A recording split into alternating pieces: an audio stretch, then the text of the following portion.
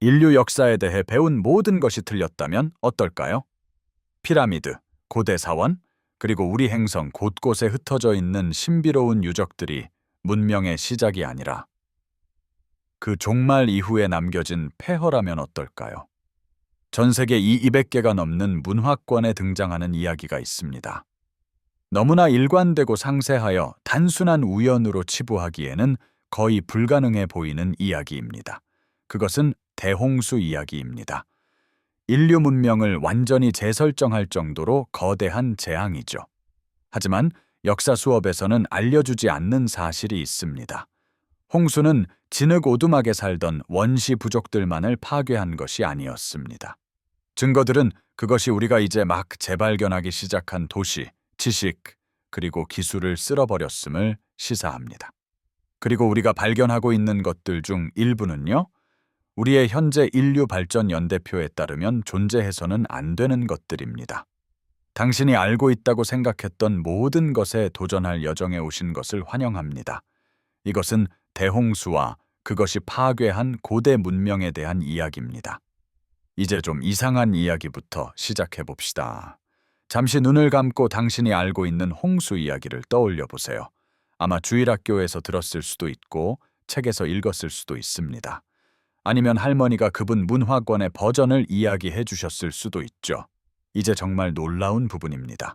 당신이 중국, 멕시코, 인도, 아니면 아이슬란드에서 자랐든 그 이야기의 핵심은 아마 같을 겁니다. 경고가 있었고 엄청난 홍수가 났으며 선택받은 소수만이 살아남았습니다. 그리고 인류는 다시 시작했죠. 이건 정상적인 일이 아닙니다. 한번 생각해 보세요. 우리는 모든 것에 대해 사람들이 논쟁하는 세상에 살고 있습니다.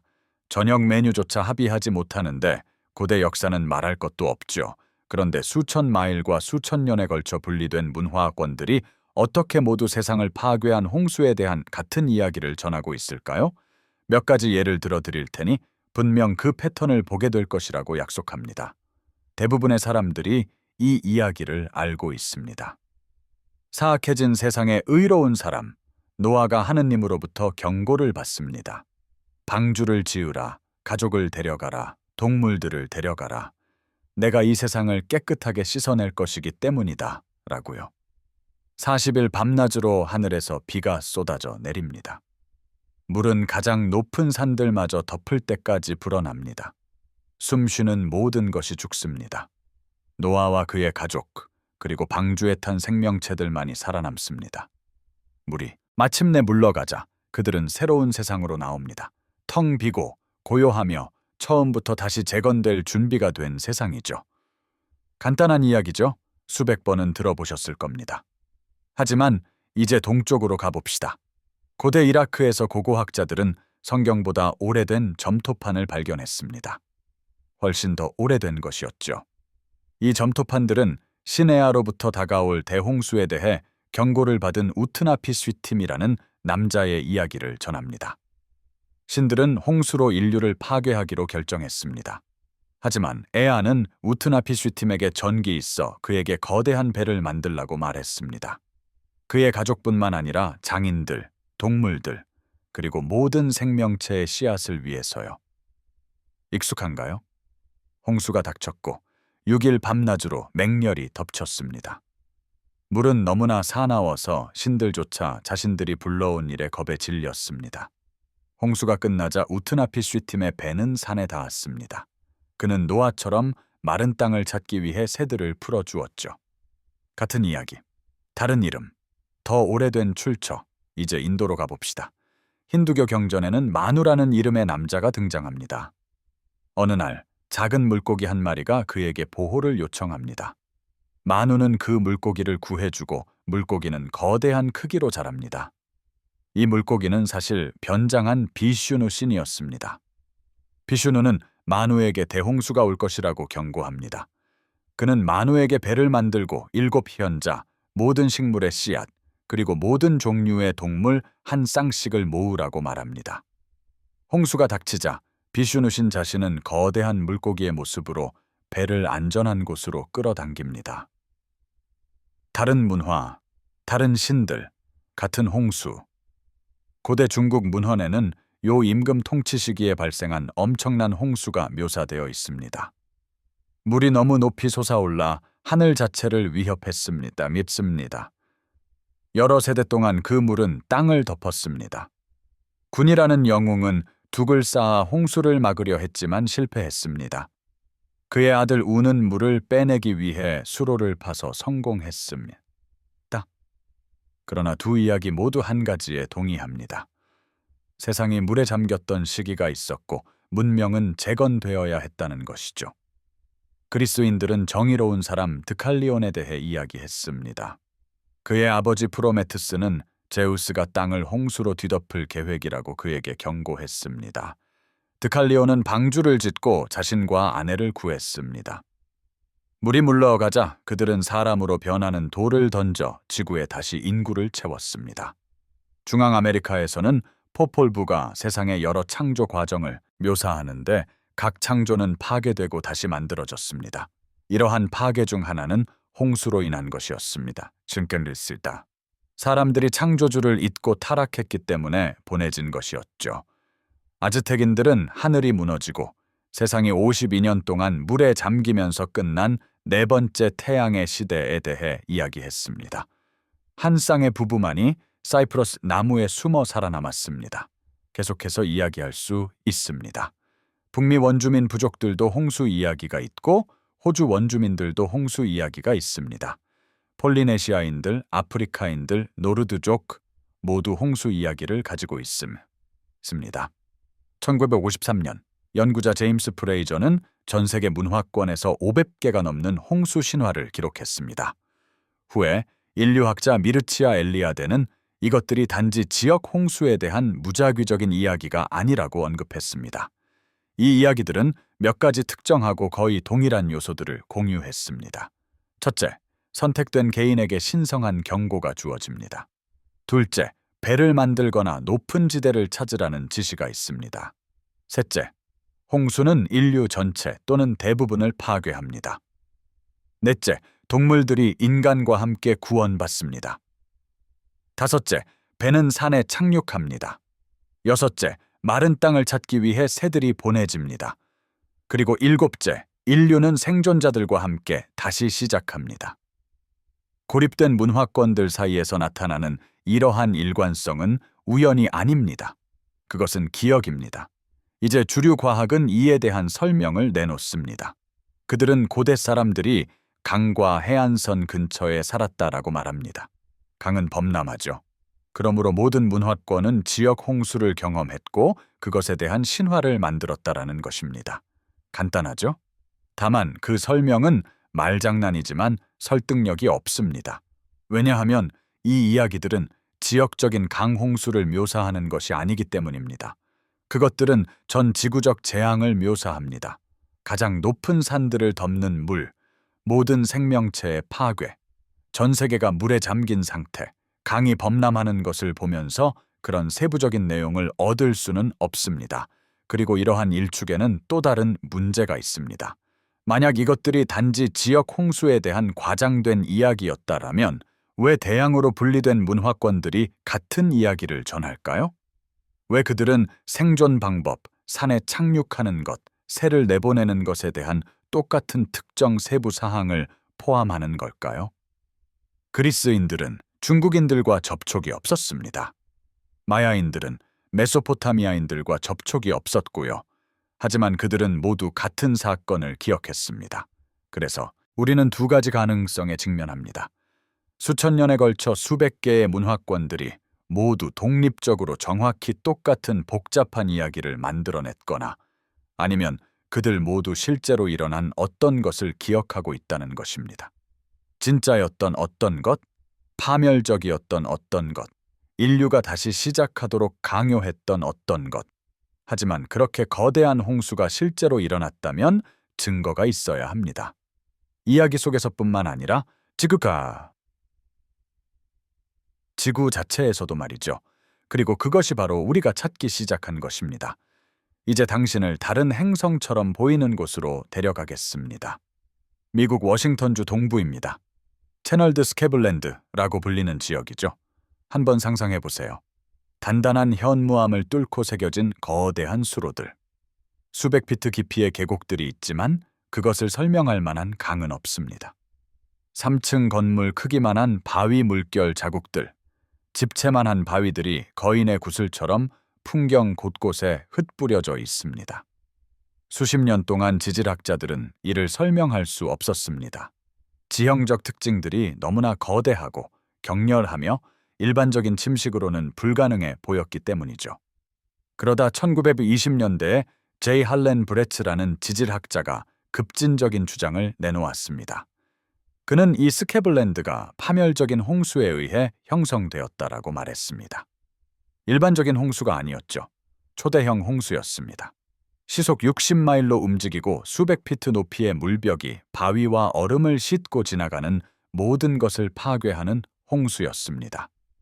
과학계는 그를 비웃었습니다. 홍수는 지형을 만들지 않는다. 그들은 말했죠. 그것은 수백만 년에 걸친 느린 침식이 필요한 일이라고요. 하지만 브레츠는 옳았습니다. 결국 위성 이미지와 수십 년간의 연구가 이를 증명했습니다. 채널드 스케블랜드는 실제로 파멸적인 홍수에 의해 형성된 것이었습니다. 마지막 빙하기 동안 얼음댐이 붕괴되면서 500입방 마일의 물을 담고 있던 미줄라 호수가 한꺼번에 방출되었던 것입니다. 홍수는 시속 65마일로 움직였습니다. 오늘날 지구상의 모든 강들의 유량을 합친 것에 10배에 달하는 물을 실어 날랐죠. 단단한 암석에 900피트 깊이의 수로를 깎아냈습니다. 그리고 이 모든 일을 단 며칠 만에 해냈습니다. 이제 주류 과학은 이것이 고립된 사건이었다고 말합니다. 약 1,500년 전 빙하댐 붕괴로 인한 기이한 현상이었다라고 말이죠. 하지만 흥미로운 점은 이겁니다. 과학자들이 조사하기 시작하자 그들은 전 세계에서 비슷한 파멸적인 홍수의 증거를 발견했습니다. 흑해는 약 7,600년 전의 대규모 홍수 증거를 보여줍니다. 지중해 분지는 파멸적으로 채워졌습니다.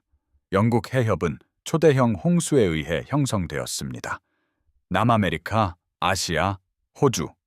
우리가 살펴보는 모든 곳에서 우리는 파멸적인 홍수로 인한 지질학적 흔적을 발견합니다. 그리고 이 홍수들 중 많은 수가 거의 같은 시기에 일어났습니다. 1만 년에서 1만 2천 년 전 사이이죠. 고대 홍수 신화들이 대홍수가 일어났다고 보는 시기와 거의 일치합니다. 우연일까요? 아마도요. 하지만 더 깊이 파고들어 봅시다. 약 11,800년 전 지구 기후에 어떤 일이 일어났습니다. 따뜻해지던 기온이 갑자기 급락했습니다. 녹고 있던 빙상들은 역전되었습니다. 그리고 1200년 후 그만큼 갑자기 얼음이 파멸적으로 녹아내렸습니다. 과학자들은 이를 영거 드라이아스 시기라고 부르는데 수년 동안 그 원인을 설명할 수 없었습니다. 그때 그레이엄 핸콕과 랜들 칼슨 같은 연구자들이 논란의 여지가 있는 가설을 제시하기 시작했습니다. 해성 파편이 지구를 강타했다면 어떨까요? 충격이 직접 땅에 닿을 필요는 없었습니다. 빙상 위에서의 공중 폭발만으로도 수십억 톤의 얼음을 즉시 녹여 엄청난 양의 녹은 물을 방출할 수 있습니다.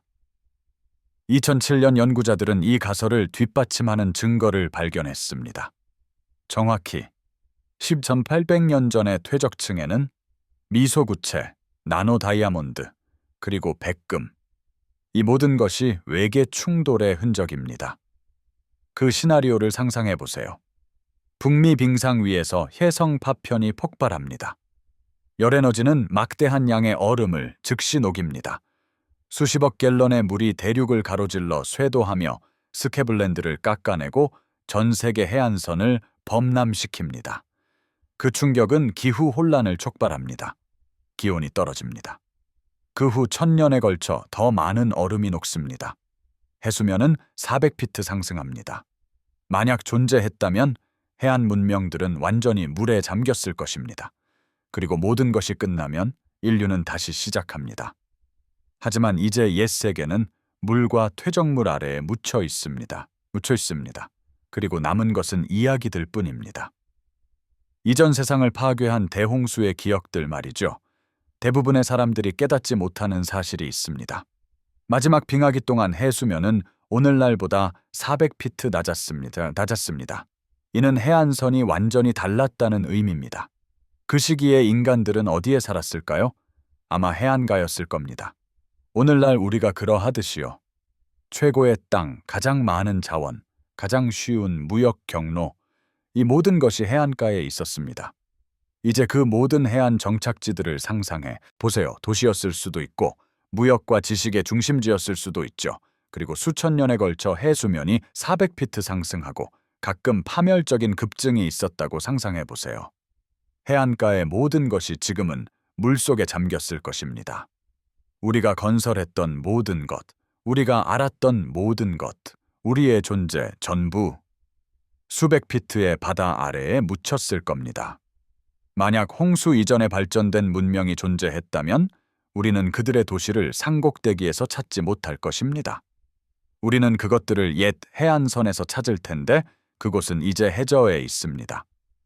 과학자들은 융해수 맥동, meltwater pulses이라고 불리는 몇 차례의 급격한 해수면 상승 기간을 확인했습니다. 가장 극적인 것은 약 10,400년 전에 융해수 맥동 1B였습니다. 이 사건 동안 해수면은 100년도 채 안 되는 기간 동안 약 10피트 상승했습니다. 일부 연구자들은 이것이 훨씬 더 빨랐을 수도 있다고 제안합니다. 어쩌면 한 세대 만에 수피트 상승했을 수도 있습니다. 해안 도시에 살면서 매년 바다가 점점 높아지는 것을 지켜보는 상황을 상상해 보세요. 그런 다음 높아지는 해수면 위에 폭풍 해일이 덮치는 것을 상상해 보세요. 도시 전체가 한 세대 만에 물에 잠길 수도 있습니다. 만약 이 문명이 역사를 영구적으로 기록할 방법이 없었다면, 석조 기념물도 살아남은 문자 체계도 없었다면, 남는 것은 오직 구전 전통뿐일 것입니다. 세상이 물에 잠기고 모든 것이 변했던 시절에 대한 이야기가 대대로 전해져 내려오는 것이죠. 오늘날 우리가 여전히 이야기하는 것들과 같은 이야기들 말입니다. 고고학자들이 발굴할 때 그들은 인간 거주지의 층을 겹겹이 찾습니다. 더 깊이 내려갈수록 정착지는 더 오래된 것입니다.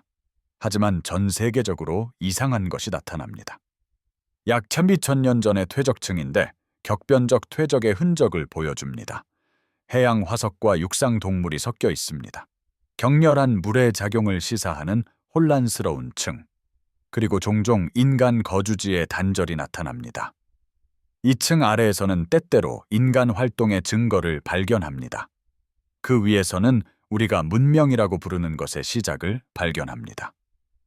농업, 도기, 정착지 말입니다. 마치 이 경계에서 무언가가 일어난 것 같습니다. 인간 사회를 재설정했던 무언가 말입니다. 일반적인 설명은 기후변화입니다. 빙하기가 끝나고 사람들이 적응하면서 문명이 출현했다는 것이죠. 하지만 현실이 더 격변적이었다면 어떨까요? 그 층 이전에 사람들이 있었다면요?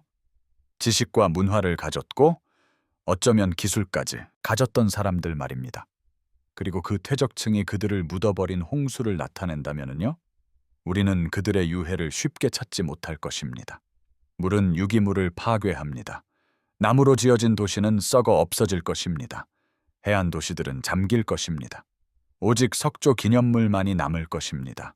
그리고 그것이 바로 우리가 발견하는 것입니다.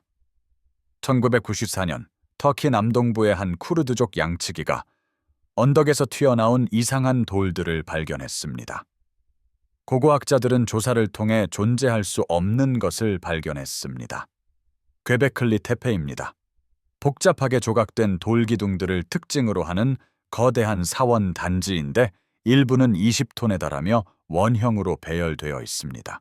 조각들은 동물, 상징, 그리고 놀랍도록 정교한 천문학적 문양들을 묘사합니다. 문제는 이겁니다. 탄소 연대 측정 결과 괭베클리 테페는 600년 전의 유적입니다. 이는 이집트 피라미드보다 7,000년 더 오래되었고 스톤헨지보다 6,000년 더 오래되었다라는 뜻입니다. 교과서에 따르면 그 당시 인류는 원시적인 수렵 채집인이었습니다. 그들은 이 거대한 돌들을 차해석하고 운반하고 조각하고 세우는 데 필요한 노동력을 조직할 능력이 없었을 것입니다. 하지만 분명히 누군가는 해냈습니다.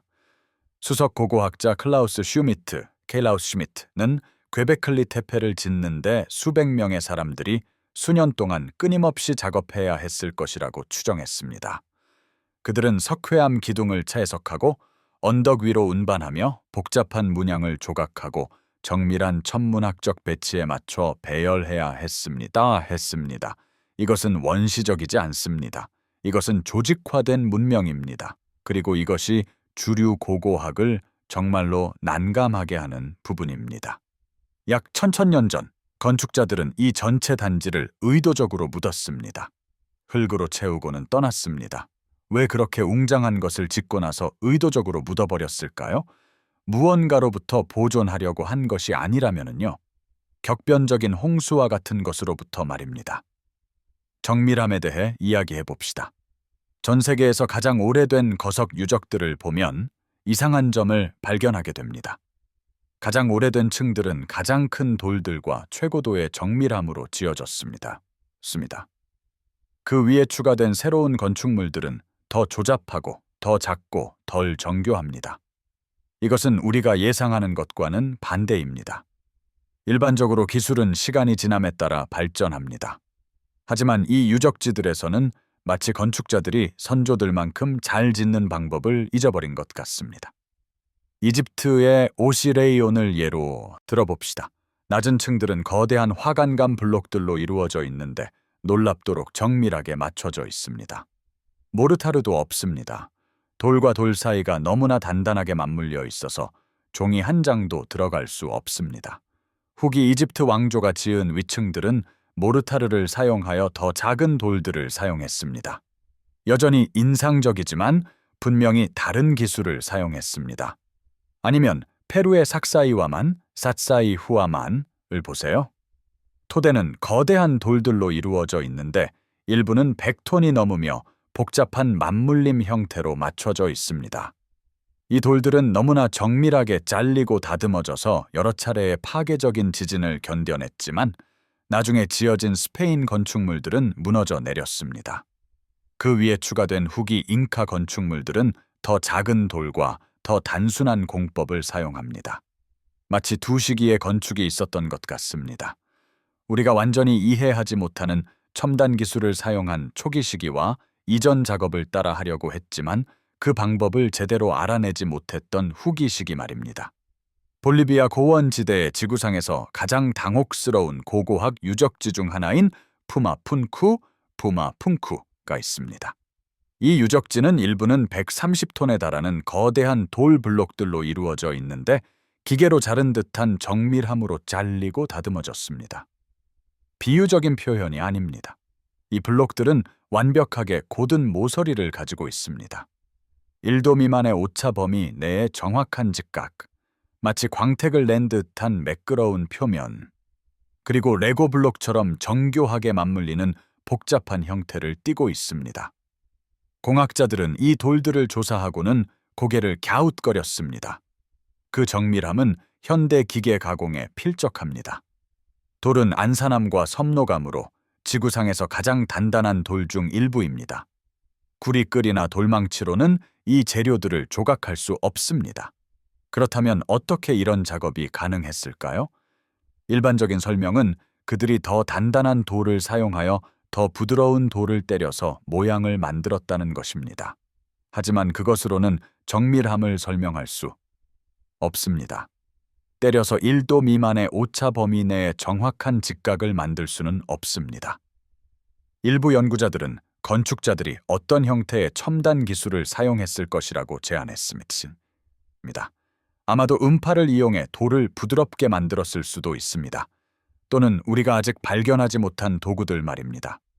아니면 그들이 더 일찍이 존재했던 더 발전된 문명으로부터 기술을 물려받았을 수도 있습니다.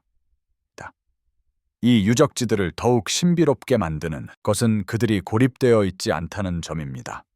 전 세계적으로 비슷한 시기에 비슷한 기술을 사용한 유사한 거석 건축물들을 발견합니다. 레바논의 바알베크 신전은 세계에서 가장 큰 가공된 돌들을 특징으로 합니다. 트릴리톤 돌들은 각각 800톤이 넘습니다. 현대의 크레인으로도 그것들을 들어 올릴 수 없습니다. 하지만 어떻게든 그것들은 차해석되고 운반되어 정밀하게 제자리에 맞춰졌습니다. 일본 요나구니 섬 근해 수중에서는 다이버들이 직선 모서리, 직각, 그리고 조각된 계단과 테라스로 보이는 거대한 석조 구조물들을 발견했습니다. 주류 고고학자들은 이것이 자연적인 형성물이라고 주장합니다. 하지만 기하학적 정밀함은 그렇지 않음을 시사합니다. 인도 해안, 캄베이만에서는 수중 120피트 아래에 묻혀 있는 거대한 기하학적 구조물로 보이는 것들이 음파 탐지 스캔으로 드러났습니다. 거리와 건물을 암시하는 격자문의 패턴입니다. 만약 이것들이 실제 구조물이라면 알려진 인도 문명보다 수천 년 앞선 것이 됩니다. 바하마 근처의 비미니 로드는 수중에서 선형 패턴으로 배열된 거대한 직사각형 돌들을 특징으로 합니다. 자연 형성물일까요? 아니면 고대 도로일까요? 논쟁은 계속되고 있습니다. 하지만 정말로 이해가 안 되는 부분이 있습니다. 첨단 기술처럼 보이는 것은 비단 건축 기술뿐만이 아닙니다. 이 구조물들에 담겨 있는 지식입니다. 많은 고대 거석 유적지들은 그 건축자들이 소유했을 리 없는 천문학적 지식을 담고 있습니다. 기자의 대피라미드는 진북의 360도 오차 이내로 정렬되어 있습니다. 그 치수에는 수학 상수 파이가 암호화되어 있습니다. 높이와 둘레를 비교하면 지구 반지름과 둘레의 비율이 나옵니다. 석기 시대를 막 벗어난 원시인들이 어떻게 이런 것을 알았을까요? 괭베클리 테페의 기둥들은 해성 충돌을 기념하는 것일 수도 있는 것을 포함하여 천문 관측 기록을 담고 있는 것으로 보입니다. 푸마푼쿠의 문은 특정 천문 현상에 맞춰 정렬되어 있습니다. 이들은 태양을 숭배하는 원시인들이 아닙니다. 이들은 정교한 천문학적 지식, 수학적 이해, 그리고 공학적 능력을 가진 사람들입니다. 그 지식은 어디서 온 것일까요? 일반적인 답변은 그들이 수세기 동안 관찰과 시행착오를 통해 알아냈다는 것입니다. 하지만 또 다른 가능성이 있습니다. 그들이 그것을 물려받았다면요? 이 지식이 홍수 이전부터 살아남은 것이라면요? 여기에 또 맞지 않는 패턴이 있습니다. 문명은 고고학적 기록에 점진적으로 나타나지 않습니다. 갑자기 나타납니다. 메소포타미아에서 수메르 문명은 기원전 4000년경에 완전히 형성된 문자, 고등수학, 천문학적 지식, 그리고 복잡한 사회 구조를 가지고 나타납니다. 원시적인 것에서 진보적인 것으로의 명확한 발전 과정이 없습니다. 그냥 갑자기 존재합니다. 이집트. 또 같은 패턴이 나타납니다. 선왕조 이집트는 단순한 마을과 기본적인 도구를 보여줍니다. 그러다 갑자기 기원전 3100년경 기념비적인 건축물, 상형 문자, 고등 예술, 그리고 복잡한 정부를 가진 왕조 시대가 도래합니다. 마치 누군가가 스위치를 켜자 문명이 시작된 것과 같습니다. 만약 그것이 처음부터 시작된 것이 아니라면요? 만약 이 문명들이 이전에 존재했던 무언가를 재건하고 있었다면요? 이전 시대의 지식을 회복하고 있었다면 말입니다. 고대 이집트인들 스스로가 이렇게 말했습니다. 그들의 왕 목록에는 홍수 이전의 통치자들이 포함되어 있는데 이들은 불가능할 정도로 긴 기간 동안 통치했습니다. 그들은 신들이 인간들 사이를 거닐고 지식이 완벽했던 황금기인 첫 번째 시간에 대해 이야기했습니다. 신화일까요? 어쩌면요? 아니면 어쩌면 기억일까요? 만약 고대 문명의 증거를 숨기고 싶었다면 해저가 완벽한 장소였을 것입니다. 인류 역사의 대부분 동안 우리는 심해에 접근할 수 없었습니다. 지도를 만들 수도 탐색할 수도 없었죠. 하지만 지난 수십 년 동안 기술이 그것을 바꾸어 놓았습니다. 음파 탐지 매핑, 수중 로봇 공학, 그리고 심해 고고학이 파도 아래에 무엇이 놓여 있는지 드러내기 시작했습니다. 그리고 우리가 발견하고 있는 것은 충격적입니다. 힌두교 경전에 따르면 크리슈나시는 디와카라는 웅장한 도시를 통치했습니다. 그 도시는 금, 은, 보석으로 만들어진 7만 개의 궁전을 가지고 있었다고 묘사됩니다. 아름다운 정원, 분수, 그리고 넓은 거리가 있었습니다. 그리고 경전은 바다가 그것을 삼켰다고 말합니다. 수천 년 동안 이것은 순수한 신화로 여겨졌습니다. 역사적 근거가 없는 종교 이야기로 말이죠. 1983년까지는요. 그해 해양 고고학자들이 인도 구자라트 해안에서 수중의 거대한 석조 구조물들을 발견했습니다. 벽, 플랫폼, 기초, 도시 계획을 암시하는 패턴으로 배열되어 있었습니다. 추가 발굴로 수천 년 전으로 거슬러 올라가는 도기, 조각, 유물들이 드러났습니다. 일부 재료의 탄소 연대 측정 결과는 이 유적지가 9,000년 또는 그 이상 되었을 수 있음을 시사했습니다. 인도 정부는 이것을 고대 드와르카의 유적이라고 선언했습니다. 존재할 수 없다고 여겨졌던 도시가 실제였던 것입니다. 크리슈나의 도시가 실제였고 지금 바다 밑에 잠겨 있다면 고대 신화 속의 다른 어떤 것들이 파도 아래에 숨겨져 있을까요? 2001년 인도 서부 해안의 캄베이만에서 오염 연구를 수행하던 해양 과학자들이 우연한 발견을 했습니다. 그들의 음파 탐지 장비는 해저에서 거대한 기하학적 패턴을 포착했습니다. 길이가 수마일에 달하는 구조물들, 격자문의 패턴, 건물 기초로 보이는 것들이었습니다. 그 발견은 너무나 예상치 못한 것이어서 그들은 처음에 장비 오작동이라고 생각했습니다. 하지만 반복된 스캔으로 그것이 확인되었습니다. 그들은 유적지에서 유물들을 인양했습니다.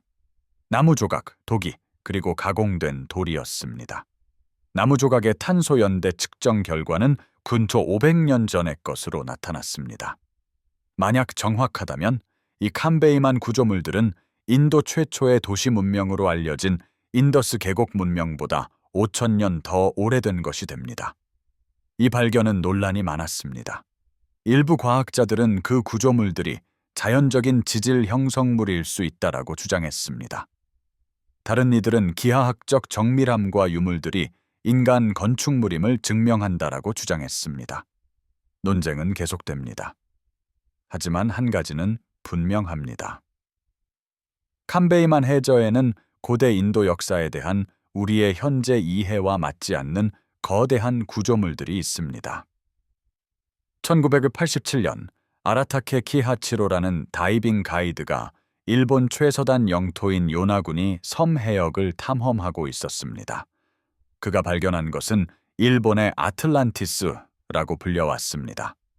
해저에서 거대한 암석 구조물들이 솟아올라 있는데 테라스, 계단, 단상, 심지어 조각된 얼굴처럼 보이는 특징들을 가지고 있습니다.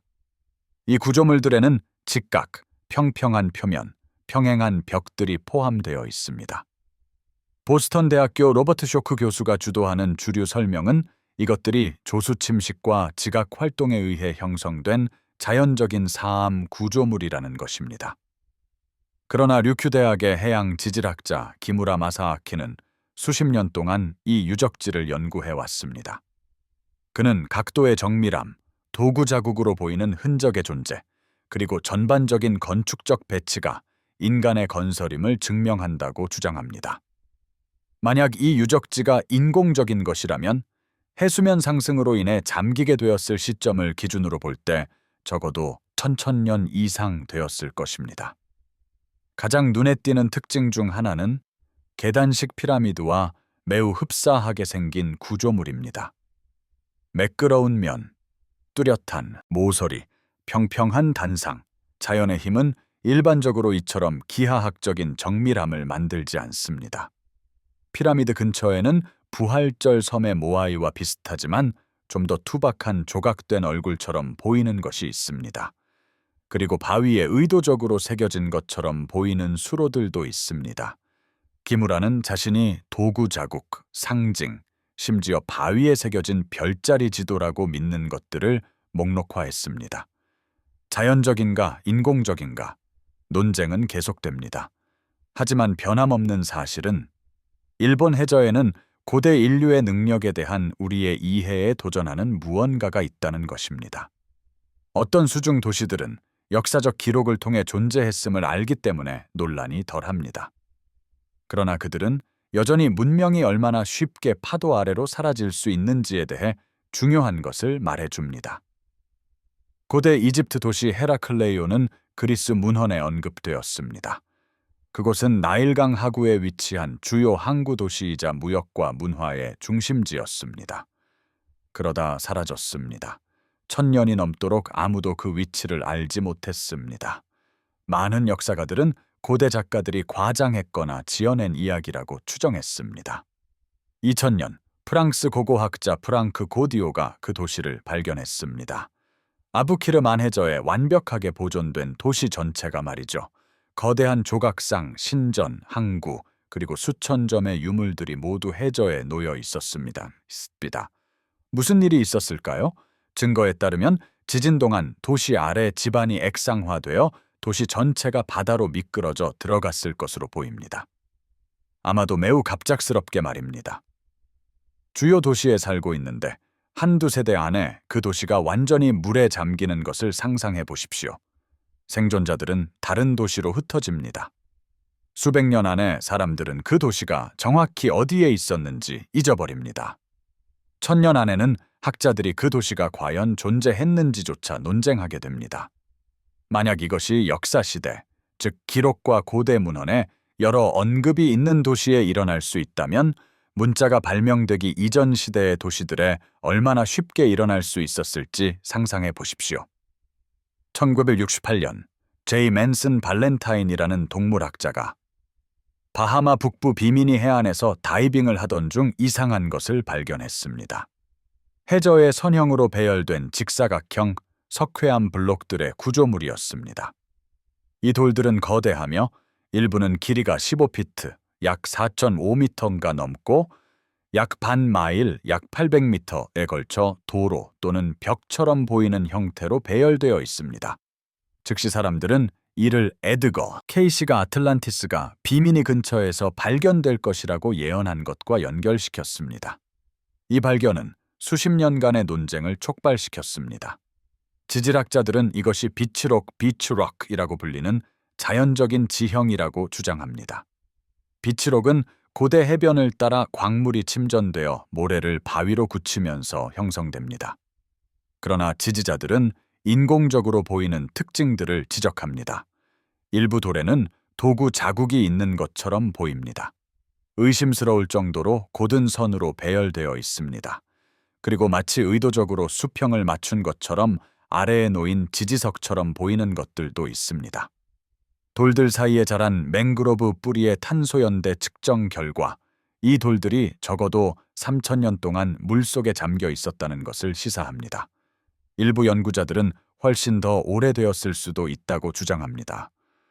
자연적인가, 인공적인가? 요나구니처럼 논쟁은 계속됩니다. 그러나 12,000년 전 인류가 육지에 거대한 석조 구조물을 건설했다면 해안선에도 건설하지 않았을 이유가 무엇일까 하는 점은 주목할 가치가 있습니다. 그리고 만약 그들이 그랬다면 그 해안선들은 지금 깊은 물속에 잠겨 있을 것입니다. 현대의 위성 영상과 음파 탐지 매핑은 해저 곳곳에서 이상 현상들을 드러냈습니다. 직선이 있어서는 안 될 곳에 있는 직선들, 의심스러울 정도로 인공적으로 보이는 기하학적 패턴들, 매장된 구조물일 수 있는 둔덕과 지형들. 2001년 쿠바 해안에서 음파 탐지 스캔은 2000피트, 약 6.10m, 깊이에서 피라미드, 원형 구조물, 격자 패턴을 가진 거대한 도시 단지로 보이는 것을 드러냈습니다. 그 발견은 너무나 논란이 많아서 후속 연구가 조용히 억제되었습니다. 만약 그 구조물들이 실제하고 인공적인 것이라면 믿을 수 없을 정도로 오래되었을 것입니다. 그 지역이 노출될 만큼 해수면이 낮았던 것은 5000년이 넘습니다. 아조레스 제도 근처에서는 음파 탐지기가 해저 산맥에 있는 피라미드형 구조물처럼 보이는 것을 포착했습니다. 영국 코너월 해안에서는 어부들이 오랫동안 해저 구조물에 그물을 걸었다라고 말해왔습니다. 최근 음파 탐지 매핑은 해저의 기하학적 지형들을 확인했습니다. 지중해, 흑해, 페르시아만, 물속 어디를 보든 자연적인 설명과 잘 맞지 않는 이상 현상들을 발견합니다. 그 모든 것이 자연적인 것일까요? 아마 일부는 그렇겠지요. 그 모든 것이 인공적인 것일까요? 아마 아닐 것입니다. 그러나 그중 일부는 홍수 이전의 해안 문명의 잔해일까요? 그것이 점점 더 무시하기 어려워지는 질문입니다. 수중고고학에 대해 이해해야 할 중요한 점이 있습니다. 수몰된 구조물의 연대를 측정하는 것은 극도로 어렵습니다. 돌은 탄소 연대 측정을 할 수 없습니다. 오직 돌과 관련된 유기물만 연대를 측정할 수 있습니다. 그러나 해수는 유기물을 빠르게 파괴합니다. 수천 년 동안 물속에 잠겨 있으면 연대를 측정할 만한 것이 종종 아무것도 남아있지 않습니다. 그래서 연구자들은 다른 방법들을 사용합니다. 그들은 해수면이 유적지를 노출시킬 만큼 낮았을 때를 살펴봅니다. 광물 침전물과 해양 생물의 성장을 조사합니다. 퇴적층을 연구합니다. 그러나 이 모든 방법들은 오차 범위가 넓습니다. 8,000년 전에 지어졌을 수 있는 구조물이 7,000년 전에도 지어졌을 수 있습니다. 또는 그보다 훨씬 더 일찍일 수도 있습니다. 이러한 불확실성은 주류 고고학이 논란이 되는 발견들을 일축할 여지를 만듭니다. 고대 유물임을 증명할 수 없다면 그것은 아마도 자연적인 것이거나 비교적 최근의 것이라고 그들은 주장합니다. 그러나 그것은 또한 우리가 고대 문명의 유적지를 지나치면서도 그것을 알아보지 못할 수도 있다는 것을 의미합니다. 수메르인들에 대해 이야기해 봅시다. 통념적인 역사에 따르면 그들은 최초의 문명입니다. 기원전 4,000년경 메소포타미아에서 인류는 원시적인 마을에서 복잡한 도시 사회로 발전했다고 알려져 있습니다. 수메르인들은 문자를 발명했습니다. 그들은 도시를 건설했습니다. 수학, 천문학, 법률, 문학을 발전시켰습니다. 그들은 최초로 알려진 학교, 최초로 알려진 의학 서적, 최초로 알려진 법전을 만들었습니다. 모든 교과서가 당신에게 말할 내용입니다. 그러나 말이 안 되는 부분이 있습니다. 이 모든 것이 갑자기 나타납니다.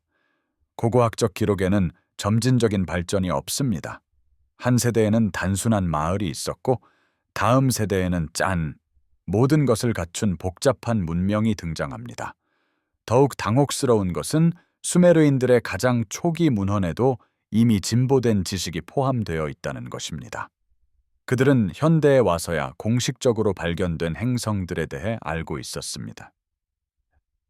그들은 르네상스 시대가 되어서야 유럽에서 재발견될 수학적 개념들을 가지고 있었습니다. 이 지식은 어디에서 왔을까요? 수메르인들 스스로 답을 제공합니다. 그들은 자신들의 지식이 바다에서 나와 문명의 기술을 가르쳐준 현명한 존재인 아프칼루에게서 왔다고 말했습니다. 아프칼루는 신이었을까요? 외계인이었을까요? 아니면 홍수로 파괴된 더 이전 문명의 생존자들이 인류가 재건하는 것을 돕기 위해 자신들의 지식을 전해준 것이었을까요?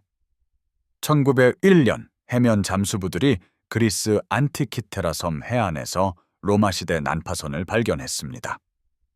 그들이 회수한 보물들 중에는 부식된 청동 덩어리가 있었습니다.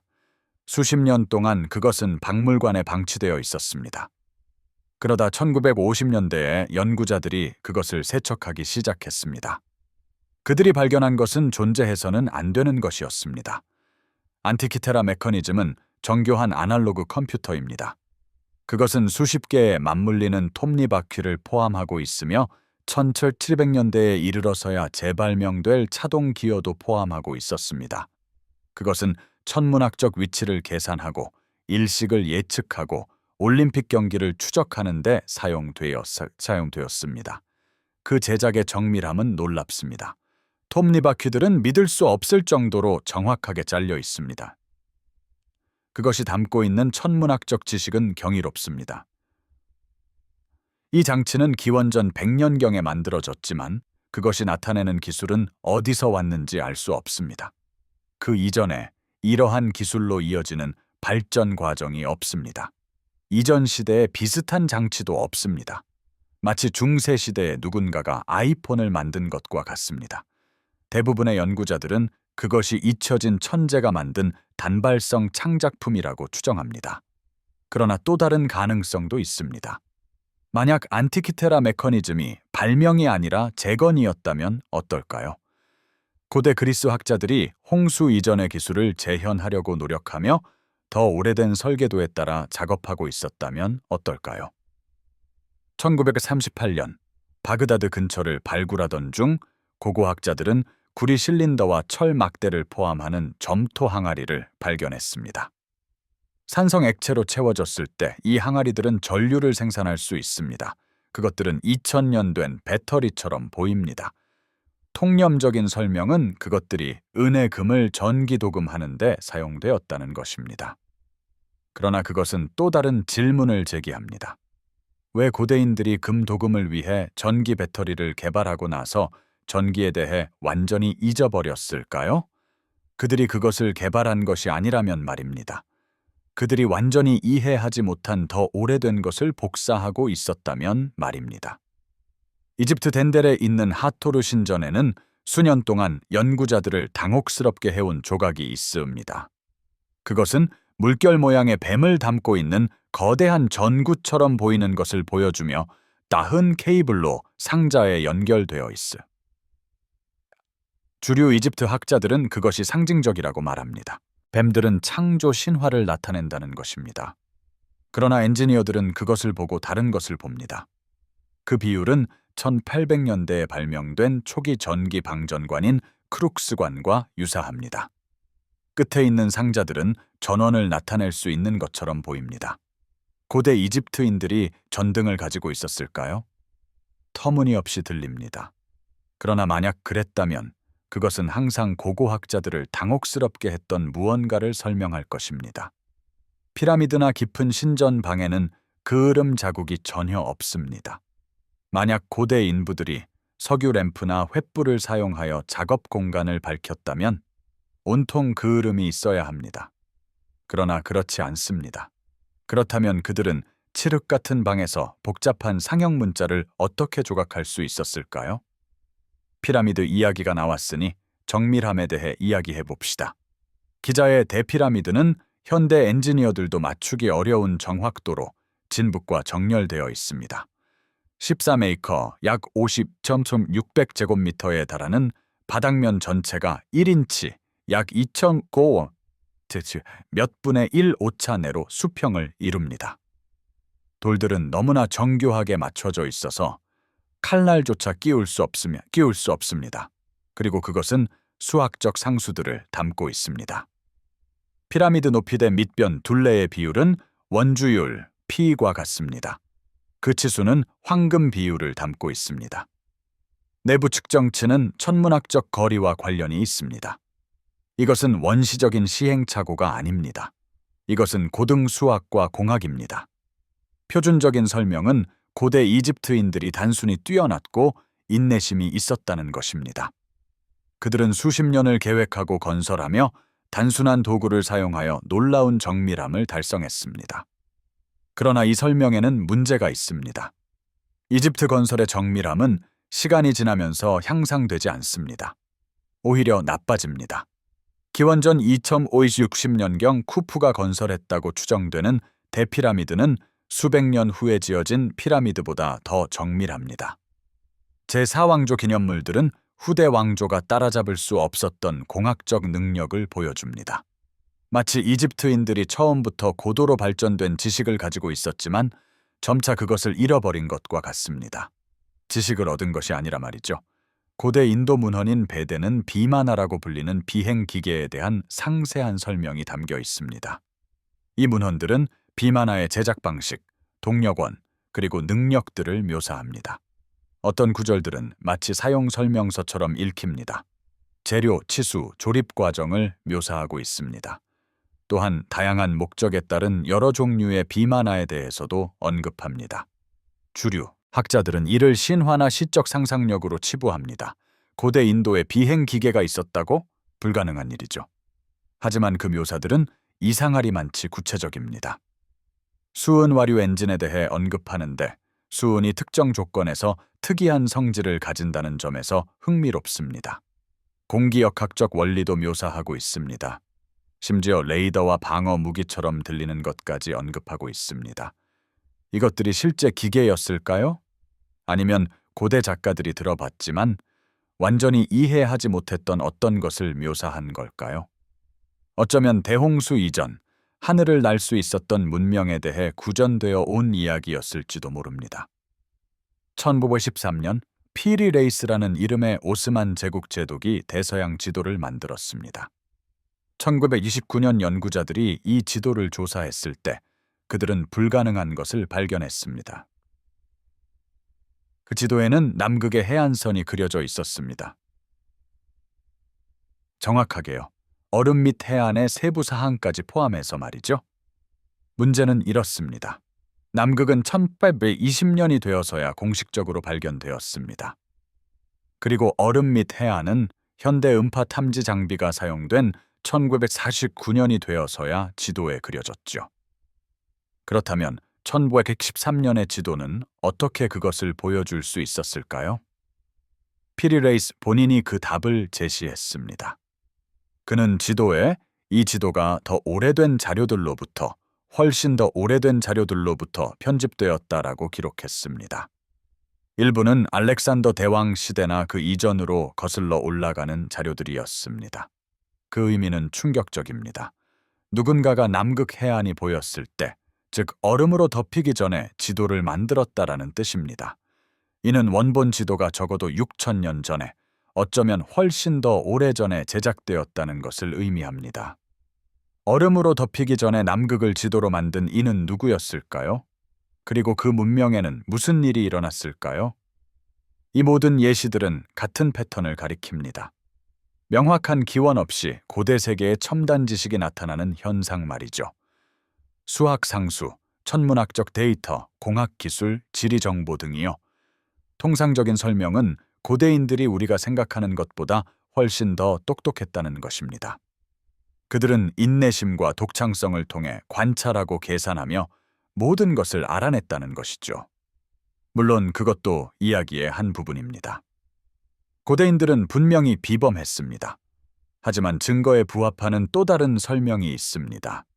이 지식의 일부가 이 고대 문명들에 의해 발견된 것이 아니라 기억된 것이라면 어떨까요? 수메르인, 이집트인, 인도인, 그리고 다른 고대 민족들이 더 이전 시대, 즉 대홍수 이전 시대의 지식 조각들을 물려받은 것이라면 어떨까요? 그들은 물려받은 것을 완전히 이해하지 못했습니다. 기술이 더 발전하지 못한 이유가 바로 그 때문입니다. 원리를 이해하지 못한 채 디자인을 복사했고 작동 원리를 모른 채 수학을 사용했습니다. 그들은 살아남은 자들이었고 잃어버린 세상으로부터 기억할 수 있는 모든 것을 보존하려고 노력했습니다. 만약 대홍수 이전에 고도로 발전된 문명이 있었다면 그들은 어떤 모습이었을까요? 여기서 우리는 상상력이 지나치게 앞서 나가지 않도록 조심해야 합니다. 증거가 실제로 무엇을 시사하는지 살펴보겠습니다. 첫째, 그들은 정교한 공학적 능력을 가지고 있었습니다. 전 세계의 거석 구조물들은 채석, 운반, 건설에 대한 지식이 도를 다루는 현재 우리의 능력을 필적하거나 능가했음을 시사합니다. 둘째, 그들은 진보된 천문학적 지식을 가지고 있었습니다. 고대 유적들이 천문 현상에 맞춰 정렬되어 있다는 점, 천문 상수가 암호화되어 있다는 점, 그리고 고대 달력의 정확성 모두는 정교한 천체 관측 능력을 가리킵니다. 셋째, 그들은 아마도 어떤 형태의 항해 및 지도 제작 능력을 가지고 있었을 것입니다. 피리 레이스 지도와 유사한 변칙적인 지도들은 지구 전체의 지리 지식을 시사합니다. 넷째, 그들은 아마도 수학적 정교함을 가지고 있었을 것입니다. 고대 구조물의 파이, PI, 파이, PHI 및 기타 상수들이 암호화되어 있는 것은 우연이 아니었습니다. 하지만 흥미로운 점은 이겁니다. 우리는 현대 기술의 증거를 찾을 수 없습니다. 플라스틱도 전자기기도 산업 생산시설도 없죠. 이는 만약 대홍수 이전 문명이 존재했다면 우리와는 다른 방식으로 발전했을 것임을 시사합니다. 아마도 그들은 합성 재료를 개발하기보다는 천연 재료를 놀라운 정밀도로 가공하는 데 집중했을 수 있습니다. 또는 우리가 잊어버린 에너지와 물리학의 원리를 이해하고 있었을 수도 있습니다. 아니면 우리가 미처 생각지 못한 방식으로 발전했을 수도 있습니다. 인간 의식에 대한 지식, 소리와 진동에 대한 이해, 농업과 유전학의 숙련 같은 것들 말이죠. 대홍수 이전 문명설에 대한 한 가지 반론은 간단합니다. 모든 뼈는 어디에 있냐는 것이죠. 만약 고도로 발전된 문명이 존재했다면 수백만 구의 해골이 있어야 합니다. 거대한 공동묘지, 인간 유해로 가득한 도시들이 말이죠. 하지만 유기물은 그렇습니다. 특히 대재앙적인 홍수를 겪었다면 오래가지 못합니다. 현대 법의학은 물에 노출된 시신이 빠르게 부패한다는 것을 알고 있습니다. 뼈는 산성수에 녹을 수 있습니다. 홍수는 유해를 흩뿌립니다. 그리고 키비천년의 시간 동안 그 시대의 거의 모든 유기물은 사라졌을 겁니다. 우리는 그 시대의 어떤 인간 유해도, 심지어 존재했다라고 알려진 사람들의 유해조차도 발견한다면 행운입니다. 게다가 이 문명의 대부분이 해안가에 살았고 그 해안가들이 지금은 수중에 잠겨 있다면 우리는 말 그대로 올바른 곳을 찾고 있지 않은 셈입니다. 빙하기 말기에 발견된 몇 안 되는 인간 유해는 해부학적으로 현대인을 보여줍니다. 똑똑하고 유능한 사람들이었죠. 원시적인 동굴 거주자가 아니라 우리와 똑같은 사람들이었습니다. 그들 중 일부가 우리가 아직 발견하지 못한 발전된 사회에서 살고 있었다면 어떨까요? 또 다른 반론은 기술에 관한 것입니다. 우리는 대홍수 이전의 컴퓨터나 기계 또는 첨단 재료로 만들어진 도구들을 찾을 수 없습니다. 하지만 칼벨 2000년 동안 살아남을 수 있는 것이 무엇인지 생각해 보십시오. 돌은 살아남습니다. 그래서 우리가 거석 구조물을 발견하는 것이죠. 하지만 나무는요, 직물은요, 유기물은요, 그것들은 썩어버립니다. 금속은 어떨까요? 금속은 부식됩니다. 불과 2000년 전의 철 제품도 종종 알아볼 수 없는 녹덩이가 되어 있죠. 년이라면 어떻게 될까요? 심지어 콘크리트도 수명이 제한적입니다. 현대 콘크리트 구조물은 대략 100화 200년 정도 지속되도록 설계됩니다. 그 이후에는 손상되기 시작하죠. 따라서 만약 대홍수 이전 문명이 주로 부패하는 재료로 건축했다면 우리는 그들의 도구나 장치, 기계들을 찾을 수 없을 것입니다. 우리는 오직 그들의 가장 영구적인 구조물, 즉 석조 기념물들만을 발견하게 될 겁니다. 그리고 그것이 바로 우리가 발견하는 것들입니다. 게다가 진보했다는 것이 반드시 전자적이다를 의미하지는 않습니다. 안티키테라 메커니즘은 놀랍도록 정교하지만 전적으로 기계식입니다. 청동과 톱니바퀴로 만들어졌죠. 만약 우리가 심하게 부식된 그런 장치를 발견한다면 그것이 무엇인지조차 알아채지 못할 수도 있습니다. 고고학자들은 자연 형성물처럼 보여서 얼마나 많은 부식된 청동 덩어리들을 버렸을까요? 여기에 사고 실험이 하나 있습니다. 지속 가능한 재료를 의도적으로 선택한 문명을 상상해 보십시오. 플라스틱 대신 분해되는 식물성 재료를 사용했습니다. 강철 대신 무한히 재활용할 수 있는 청동과 구리를 사용했습니다. 콘크리트 대신 영원히 지속되는 정밀하게 가공된 돌을 사용했습니다. 그러한 문명은 지속 가능성과 공학적 측면에서 매우 발전했지만 2000년 후에는 석조 구조물 외에는 거의 흔적을 남기지 않았을 것입니다. 그것이 우리가 놀라운 거석 기념물들은 발견하지만 현대적인 기술은 찾을 수 없는 이유를 설명할 수 있을까요? 대홍수 이전 문명에 대해 이야기할 때 아틀란티스를 빼놓을 수 없습니다. 기원전 360년경에 쓰인 플라톤의 기록은 하루낮 하룻밤 사이에 바다에 가라앉은 강력한 섬 문명을 묘사합니다. 주류 학자들은 아틀란티스를 철학적 우화로 일축합니다. 플라톤이 오만함과 문명 붕괴에 대한 요점을 주장하기 위해 그것을 지어냈다라고 말이죠. 하지만 플라톤은 그것이 실제한다라고 주장했습니다. 그는 이 이야기가 수천 년 전의 기록을 보존하고 있던 이집트 사제들에게서 전해졌다라고 말했습니다. 말했습니다. 그는 아틀란티스의 위치, 규모, 그리고 문화에 대한 구체적인 세부 정보까지 제공했습니다. 그리고 흥미로운 점은 이겁니다. 플라톤이 제시한 아틀란티스의 소멸 시기는 기원전 9600년경입니다. 이는 대략 10년 전이죠. 빙하기 말기의 대재앙적 홍수 시기와 정확히 일치하는 시기입니다. 아틀란티스는 우리가 논의해온 지질학적 증거를 만들어낸 그 홍수와 같은 홍수에 의해 파괴된 실제 장소였을까요? 해수면 상승으로 바다 밑으로 가라앉은 해안 문명이었을까요? 우리는 아직 아틀란티스를 찾지 못했습니다. 하지만 기억하십시오. 우리는 해저의 5% 미만만을 탐사했습니다.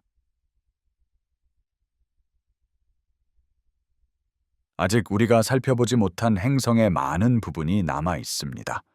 만약 대홍수 이전 문명이 단 하나가 아니라 서로 연결된 문화들의 전 지구적 네트워크였다라면 어떨까요? 이것은 유사한 거석, 건축 기술이 전 세계적으로 나타나는 이유, 천문학 지식이 멀리 떨어진 지역에서 발견되는 이유, 그리고 홍수 신화가 보편적인 이유를 설명할 것입니다. 고대 세계에는 무역 네트워크가 존재했습니다. 로마인들이 중국과 교역했다는 것을 알고 있습니다. 폴리네시아 항해자들이 광활한 바다를 건넜다는 것을 알고 있습니다. 아프리카 문화가 아시아 문화와 교역했다는 것도 알고 있죠. 만약 현대인이 원시적인 배를 이용해 전 세계적 네트워크를 만들 수 있었다면 2000년 전의 사람들은 왜 그렇게 할 수 없었을까요? 전 지구적 네트워크는 또한 왜 그 붕괴가 그토록 철저했는지도 설명할 것입니다. 한 지역이 홍수로 잠기면 전체 시스템이 붕괴된 것이죠.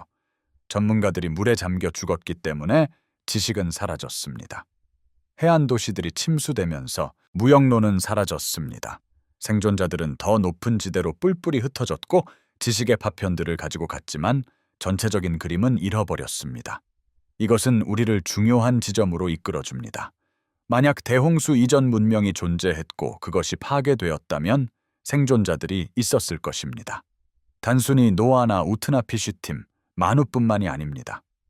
대재앙을 겪고 살아남아 자신들이 할 수 있는 한 최대한의 지식을 보존했던 사람들의 집단 말입니다. 이 생존자들은 대홍수 이후 문명의 창시자가 되었을 것입니다. 그들은 후손들에게 자신들이 기억하는 것을 가르쳤을 겁니다. 천문학 지식을 보존하기 위해 기념물을 세웠을 것입니다. 이전 세상에 대한 이야기들을 전수했을 것입니다. 그리고 세대를 거치면서 세부 사항들은 희미해졌을 것입니다. 완전한 기반 시설을 재건할 수 없었기 때문에 기술은 사라졌을 겁니다. 지식은 신화가 되고 역사는 전설이 되었을 것입니다. 결국 남은 것은 이야기뿐이었습니다. 대홍수와 잃어버린 황금 시대에 대한 이야기들이 말이죠. 오늘날까지 우리가 들려주는 이야기들입니다. 여기에 수십 년간 지질학자들을 괴롭혀 온 것이 있습니다. 기자의 데스핑크스가 물에 의한 침식 흔적을 보여주고 있다는 겁니다. 사막에서 예상되는 바람에 의한 침식이 아니라 물에 의한 침식입니다. 폭우에 의해 새겨진 깊은 수직의 골들 말이죠. 문제는요, 스핑크스는 대략 4,500년 전의 것으로 추정됩니다. 하지만 기자 고원에는 적어도 7,000년 동안 그런 종류의 침식을 유발할 만한 충분한 간구량이 없었습니다. 그렇습니다. 보스턴 대학의 지질학자 로버트 쇼크는 1990년대에 스핑크스를 조사했습니다. 그의 결론은 이집트 학자들을 충격에 빠뜨렸죠. 침식 패턴을 기반으로 할 때 스핑크스는 최소 7,000년에서 9,000년 된 것임에 틀림없고 어쩌면 더 오래되었을 수도 있다라는 것입니다. 이는 통상적인 연대표와 전혀 맞지 않습니다. 교과서에 따르면 9,000년 전 이집트에는 스핑크스를 조각할 능력을 가진 문명이 없었습니다. 하지만 침식은 거짓말을 하지 않습니다. 물이 그 골들을 새긴 것이죠. 그리고 스핑크스의 추정 시대에는 충분한 양의 물이 존재하지 않았습니다. 그러므로 스핑크스는 우리가 생각하는 것보다 훨씬 오래되었거나 아니면 대재앙적인 홍수 기간 동안 조각되었을 것입니다. 어느 쪽이든 그것은 일반적인 이야기에는 부합하지 않습니다. 2005년 보스니아 고고학자 세미르 오스마나기치는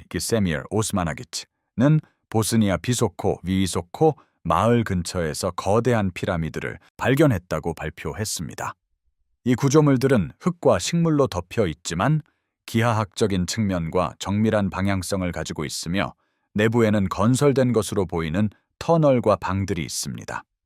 주류 고고학자들은 즉시 이러한 주장을 일축했습니다. 그들은 이 피라미드들이 우연히 기하학적인 모양을 가진 자연적인 언덕이라고 말했습니다.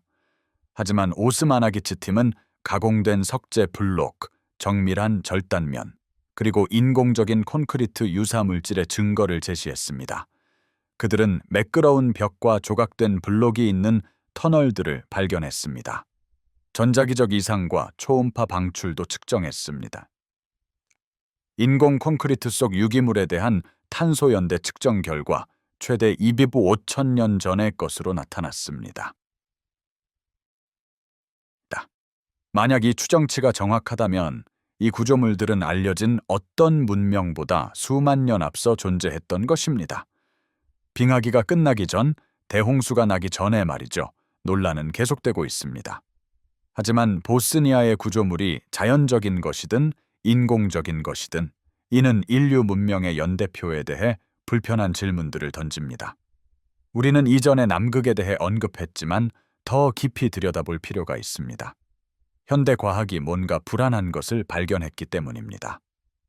남극 얼음의 코어 샘플은 남극의 일부 지역이 불과 6,000년 전에도 얼음이 없었다는 것을 보여줍니다. 일부 해안 지역은 훨씬 더 최근까지 얼음이 없었을 수도 있습니다. 이는 남극이 항상 우리가 오늘날 보는 얼어붙은 황무지가 아니었다는 것을 의미합니다. 역사의 여러 시점에서 남극은 식물이 자라는 온화한 기후를 가지고 있었습니다. 그리고 식물이 있었다면 인간의 거주지를 지탱할 수 있었을 것입니다. 피리레이스 지도와 같은 고대 지도는 얼음 아래에 있는 것과 일치하는 남극 해안선을 보여줍니다. 남극이 보였을 때 누군가가 지도를 만들지 않았다면 어떻게 이런 일이 가능할까요? 게다가 남극 얼음 아래에서 발견된 이상 현상에 대한 보고가 계속되고 있습니다. 기하학적 패턴, 가능한 구조물들, 집안 투과 레이더에서 인공적으로 보이는 지역들입니다. 남극에 대한 접근은 엄격히 통제됩니다. 과학 연구는 규제되며 특정 지역은 출입이 금지됩니다. 왜 그럴까요? 우리에게 보여지지 않는 얼음 아래에는 무엇이 있을까요? 남극이 대홍수 이전 문명에 보존된 유적을 품고 있을까요? 시간 속에 얼어붙어 발견되기를 기다리고 있을까요? 최근 몇 년 동안 시베리아에 거대한 분화구들이 나타났습니다. 작은 구멍들이 아니라 수백 피트 너비의 분화구들이 갑자기 생긴 것입니다. 공식적인 설명은 영구 동토층 해빙으로 인한 메탄 폭발입니다. 북극이 따뜻해지면서 얼어붙은 메탄이 방출되고 압력이 축적되어 폭발한다는 것입니다. 하지만 이 분화구들 중 일부는 흥미로운 것을 보여줍니다. 영구 동토층에 대홍수의 증거가 담겨 있음을 시사하는 퇴적층과 일부 경우에는 존재해서는 안 될 시기에 보존된 유기물질입니다.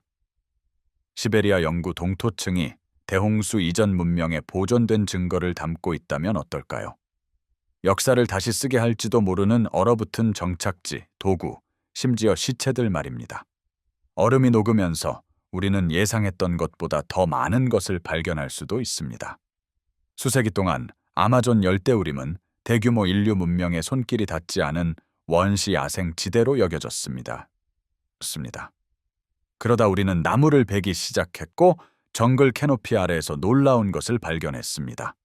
수백 에이커에 걸쳐 있는 거대한 기하학적 토공 구조물, 사각형, 원, 복잡한 형태들, 정교하게 건설된 운하, 대규모 농업과 도시 계획의 증거였습니다. 이 구조물들은 지상에서는 보이지 않았습니다. 위성 이미지와 삼림 벌채를 통해서만 그 존재가 드러났습니다. 얼마나 많은 다른 문명들이 정글 캐노피나 사막 모래 아래에 숨어 있을까요? 얼마나 많은 도시들이 수세기에 걸친 퇴적물 아래에 묻혀 있을까요? 아마존에서 발견된 것들은 거대한 문명도 존재하다가 불과 수백 년 만에 시야에서 완전히 사라질 수 있다는 것을 보여줍니다. 12,000년이라는 시간이 무엇을 숨기고 있을지 상상해 보십시오. 사하라 사막이 항상 사막이었던 것은 아닙니다. 겐천년에서 5,000년 전 사이에는 호수, 강, 풍부한 야생 동물이 있는 푸른 사바나였습니다. 아프리카 습융이라고 불리는 이 시기는 인류 문명에 완벽했을 것입니다. 그리고 실제로 많은 인구가 그곳에 살았다는 증거가 있습니다. 하지만 그 후 기후가 변했습니다. 지역은 건조해졌고 사람들은 이주하거나 죽었습니다. 이제 흥미로운 부분입니다. 사하라 모래 아래에서 집안 투과 레이더가 강 구조물 그리고 기하학적 패턴으로 보이는 것을 감지했습니다. 푸른 사하라에서 어떤 문명들이 번성했을까요? 그들은 어떤 지식을 가지고 있었을까요? 그리고 그들의 세상이 사막으로 변했을 때 그들에게는 무슨 일이 일어났을까요? 일부 연구자들은 아프리카 습유니의 끝이 대홍수 신화와 일치한다고 주장합니다. 아마도 기후 변화와 홍수는 동일한 전 지구적 재앙의 일부였을 것입니다. 북미, 전역에는 고대인들이 건설한 수천 개의 흙더미가 있습니다. 일부는 매장지입니다. 다른 것들은 의식용 단상으로 보입니다. 그리고 일부는 지역 주민들이 지었을 것으로 추정되는 어떤 것보다 훨씬 거대한 기하학적 건축물입니다. 일리노이 주의 몽크스 마운드는 기저부가 이집트의 대피라미드보다 더 큽니다. 이곳은 한때 수만 명의 사람들이 살았던 카호키아라고 불리는 복합단지의 일부입니다. 탄소연대 측정에 따르면 카호키아의 전성기는 약 1,000년 전으로 거슬러 올라갑니다. 하지만 건설기술, 천문학적 정렬, 그리고 도시계획은 정교한 지식을 시사합니다. 이 지식은 어디서 온 것일까요? 전통적인 설명은 아메리카 원주민들이 독립적으로 그것을 개발했다는 것입니다. 하지만 그들이 그것을 물려받았다면 어떨까요? 대홍수에서 살아남은 초기 문화가 나중에 사람들이 이 기념물들을 짓는 데 사용한 지식을 전수했다면 어떨까요? 이 모든 증거를 종합적으로 살펴보면 하나의 패턴이 나타납니다. 전 세계적으로 우리는 알려진 문명보다 앞선 거석 구조물, 갑자기 나타난 발전된 천문학적 지식, 전 지구적 재앙을 묘사하는 대홍수 신화, 대홍수의 지질학적 증거, 고대 해안선에 있는 수중 구조물, 존재해서는 안 될 고대 문헌의 암호화된 지식, 그리고 연대표에 맞지 않는 침식 및 연대 측정 이상 현상 등을 발견합니다. 각각의 증거는 단독으로 보면 설명될 수 있습니다. 자연적인 형성, 우연의 일치, 오해, 연대 측정 오류 등입니다. 하지만 이들을 종합하면 설득력 있는 그림을 이룹니다. 약 12,000년 전 무언가 일어났습니다. 재앙적인 사건이요. 그리고 그것이 인류 문명을 리셋시켰습니다. 증거가 그렇게 설득력 있다면 왜 이것이 학교에서 가르쳐지지 않을까요? 왜 주류 고고학자와 역사가들은 대홍수 이전 문명 이론을 거부할까요? 답은 복잡하지만 몇 가지 요인으로 귀결됩니다. 첫째, 제도적 관성이 있습니다. 현재의 인류 역사 모델은 깊이 뿌리박혀 있습니다. 교과서가 쓰여졌고 경력이 쌓였으며 명성이 걸려 있습니다. 연대표가 틀렸다는 것을 인정하는 것은 여러 세대의 학자들이 틀렸다는 것을 인정하는 것을 의미할 것입니다. 그것은 받아들이기 힘든 일입니다. 둘째, 증거 문제가 있습니다. 과학은 재현 가능하고 검증 가능한 증거를 요구합니다. 우리가 논의한 대부분은 정황 증거입니다. 시사적이지만 결정적이지는 않습니다. 지질학자는 스핑크스 침식을 보고 물에 의한 손상처럼 보이지만 확실히 증명할 수는 없다고 말할 수 있습니다. 고고학자는 괴베클리 태페를 보고 예상보다 오래되었지만 그것이 선진 문명이 존재했다는 것을 증명하지는 않는다고 말할 수 있습니다. 명확하고 부인할 수 없는 선진 대홍수 이전 문명이라고 외치는 결정적 증거가 없다면 주류 과학은 계속 회의적일 것입니다. 셋째, 비범한 주장에 문제가 있습니다. 칼 세이건은 유명하게 비범한 주장은 비범한 증거를 필요로 한다고 말했습니다. 선진 문명이 존재했고 전 지구적 홍수에 의해 파괴되었다라는 주장은 비범합니다.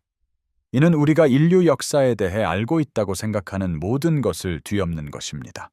그래서 증거의 기준이 매우 높게 설정되어 있습니다. 어쩌면 너무 높게 말이죠. 이러한 저항에는 어두운 면도 있습니다. 학계의 문지기 역할 말입니다. 대안적인 연대표를 제안하거나 전통적인 고고학에 도전하는 연구자들은 종종 블랙리스트에 오릅니다. 그들은 자금을 얻을 수 없고 동료 심사 저널에 논문을 발표할 수 없습니다. 그들은 사이비 과학자나 음모론자로 낙인 찍힙니다. 그레이엄 행콕, 로버트 쇼크, 랜달 칼슨 등은 모두 주류 서사에 도전하는 아이디어를 제안했다라는 이유로 전문적인 조롱을 받았습니다. 이는 위축 효과를 낳습니다. 연구자가 대홍수 이전 문명의 증거를 발견하더라도 자신의 경력이 파괴될까 두려워 이를 보고하지 않을 수도 있습니다. 과학은 증거가 이끄는 대로 따르는 것이어야 합니다. 하지만 실제로는 확립된 패러다임을 방어하는 경우가 많습니다. 어떤 사람들에게는 대홍수 이론이 종교적인 함의를 가지고 있어 불편함을 느끼게 합니다. 만약 성경의 대홍수가 실제로 일어났다면 그것이 다른 성경적 주장들을 입증하는 것일까요? 만약 일어나지 않았다면 대홍수 신화는 그 의미를 잃는 것일까요? 종교적 신자들과 세속적 회의론자들 모두 때때로 증거가 그들의 세계관에 대해 무엇을 암시할 수 있는지 때문에 증거에 저항합니다. 하지만 중요한 것은 이겁니다. 증거는 증거일 뿐입니다. 대홍수가 신의 심판이었든 자연재해였든 우주적 사고였든 지질학적, 고고학적 사실은 변하지 않습니다. 우리는 그것이 철학적으로나 종교적으로 무엇을 의미할지에 관계없이 증거를 객관적으로 검토할 수 있어야 합니다. 현대 고고학은 인류 문명의 현재 연대표를 구축하는 데 한 세기 이상을 투자했습니다. 수메르인 먼저, 그 다음 이집트인, 청동기 시대, 철기 시대, 모든 것이 원시적인 것에서 진보된 것으로 선형적으로 발전하는 시기입니다. 이 연대표는 모든 학교에서 가르쳐집니다. 모든 박물관에 있습니다. 그것은 인간 진보에 대한 우리의 이해의 기초입니다. 수메르 이전에도 선진 문명이 있었다는 것을 인정하는 것은 그 전체 연대표를 버리는 것을 의미합니다. 처음부터 다시 시작하는 것이죠. 그리고 학자들에게 그렇게 하라고 요구하는 것은 그들에게 평생의 업적을 불태우라고 요구하는 것과 같습니다. 대중과학 미디어 또한 대안 이론을 억압하는 데 일조했습니다. 내셔널 지오그래픽이나 히스토리 채널이 고대 미스터리를 다룰 때 그들은 대개 주류 견해를 사실로 제시하고 대안 이론을 변두리 헛소리로 취급합니다. 이것이 대중의 인식을 형성합니다. 내셔널 지오그래픽이 피라미드가 구리끌과 나무 경사로로 지어졌다라고 말하면 대부분의 사람들은 그것을 믿습니다. 심지어 그 공학적 방식이 실제로 작동하지 않더라도 말이죠. 미디어의 문지기들은 서사를 통제합니다. 그리고 그들은 전통적인 연대표를 지지하기로 선택했습니다. 그렇다면 주류 과학이 대홍수 이전 문명 이론을 받아들이려면 무엇이 필요할까요? 아마도 다음 중 하나일 것입니다. 선진 기술의 명확한 증거가 있는 온전한 대홍수 이전 도시의 발견, 반천년 이상 된 비원시적인 문화를 보여주는 인류 유해, 선진 능력을 명확히 증명하는 재료나 기술로 만들어진 유물, 기원전 1000년 이전에 그들의 문명을 묘사한 기록, 또는 다른 어떤 방식으로도 설명될 수 없는 압도적인 지질학적 증거 등이요. 그런 것을 찾을 때까지 논쟁은 계속될 것입니다. 주류 학자들은 전통적인 연대표를 옹호할 것이고 대안 연구자들은 도전적인 증거를 제시할 것입니다. 그리고 진실은 여전히 파악하기 어려울 것입니다. 하지만 변화하는 것이 있습니다. 바로 기술입니다. 매년 우리의 기술은 발전하고 있습니다. 그리고 매년 우리는 전통적인 연대표에 도전하는 새로운 증거를 찾고 있습니다. 집안 투과 레이더는 이제 정글 캐노피를 꿰뚫고 사막 모래 아래를 볼 수 있습니다.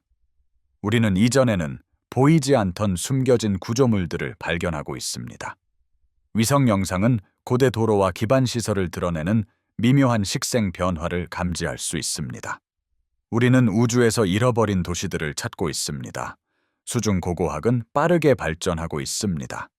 원격 조종 차량은 이전에 접근할 수 없었던 깊이를 탐험할 수 있습니다. 우리는 처음으로 해저를 상세하게 매핑하고 있습니다. 라이다 기술은 고고학의 혁명을 일으켰습니다. 우리는 정글 아래 숨겨진 마야 도시 전체를 발견했습니다. 또 무엇이 발견되기를 기다리고 있을까요? 그리고 DNA 분석은 고대 인구 간의 놀라운 연결고리를 밝혀내고 있습니다. 우리는 고대 사람들이 생각보다 더 멀리 여행하고 더 많이 섞였다라는 것을 알게 되고 있습니다.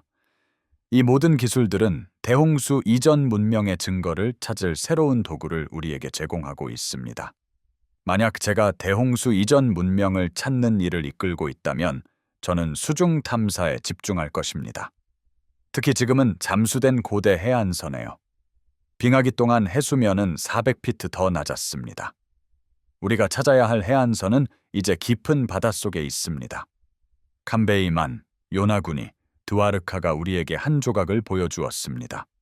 하지만 우리는 전 세계의 고대 해안선에 대한 체계적인 탐사가 필요합니다. 모든 대륙의 해안에서 빙하기 해수면에 해당하는 깊이의 인간 거주의 증거가 존재해야 합니다. 우리가 충분히 열심히 찾으면 그것을 발견할 것입니다. 기술은 이미 존재합니다. 우리에게 필요한 것은 대규모 수중 고고학 조사를 위한 자금과 제도적 지원뿐입니다. 남극 대륙은 가장 흥미로운 가능성입니다. 만약 빙하기 동안 남극의 일부가 얼음이 없었고 고대 지도가 얼음 아래에 있는 해안선과 일치하는 것을 보여준다면 시간에 갇힌 채 보존된 홍수 이전 문명의 증거가 있을 수 있습니다. 우리는 남극 대륙에 대한 진지한 고고학적 탐사를 수행해야 합니다. 단순히 기후 연구뿐만 아니라 인간 유물을 찾기 위한 전념적인 탐색을 말입니다. 문제는 정치적입니다. 남극 조약이 접근을 규제하고 있습니다. 그리고 특정 유형의 탐사에 대한 저항이 있는 것 같습니다. 왜일까요? 우리가 무엇을 발견할까 두려워하는 것일까요? 만약 남극이 홍수 이전 문명의 증거를 가지고 있다면 그것은 천년의 발견이 될 것입니다. 그것은 인류의 역사를 완전히 다시 쓸 것입니다. DNA 연구도 답을 제공할 수 있습니다. 전 세계의 고대 DNA를 분석함으로써 우리는 인구 이동과 연결을 추적할 수 있습니다. 일부 유전학자들은 인간 게놈에서 이상 현상을 발견했습니다. 아프리카에서 벗어난 인간 이동의 전통적인 모델에 맞지 않는 유전적 표지입니다. 또한 유령 인구의 미스터리도 있습니다.